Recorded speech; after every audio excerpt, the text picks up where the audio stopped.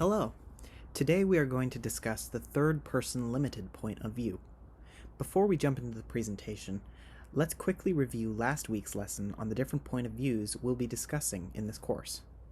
First, there is first-person point of view, where the story is told directly from the main character.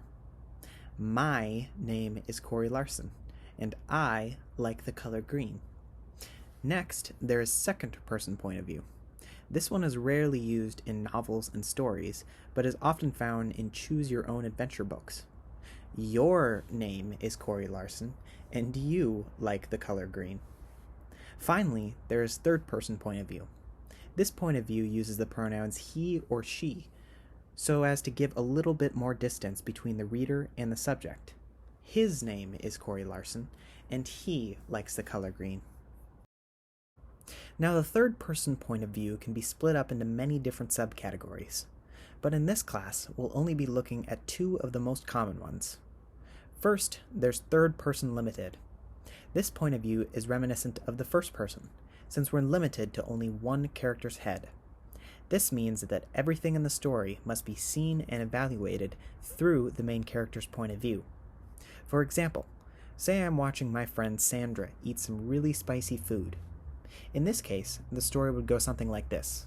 He glanced up from his plate to see her exhaling furiously and fanning her mouth. He tried to stifle his laugh, but that made her redden all the more.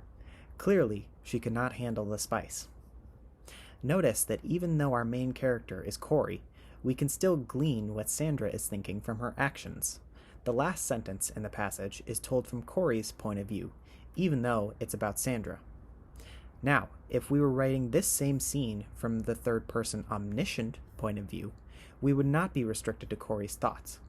Not only could the reader hear how hilarious Corey found Sandra's weak palate, but also we could hear how Sandra thought the food to be spicy.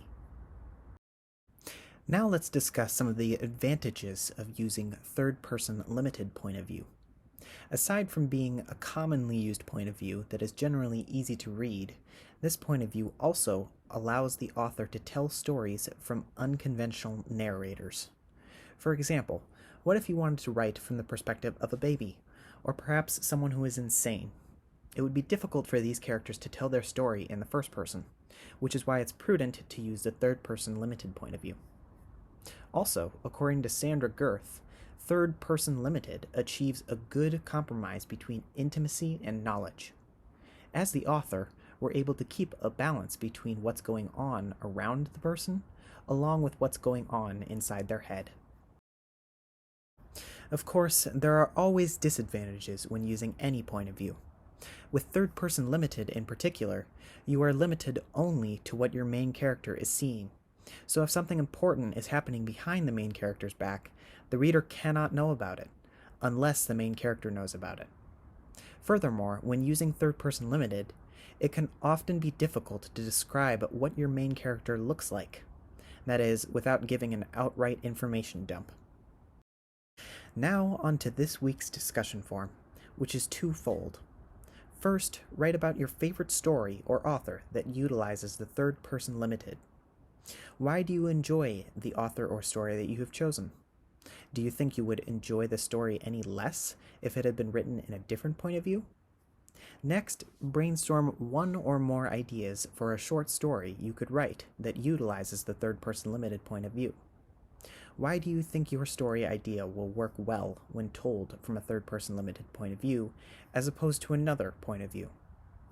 Also, make sure to reply to at least 2 of your classmates.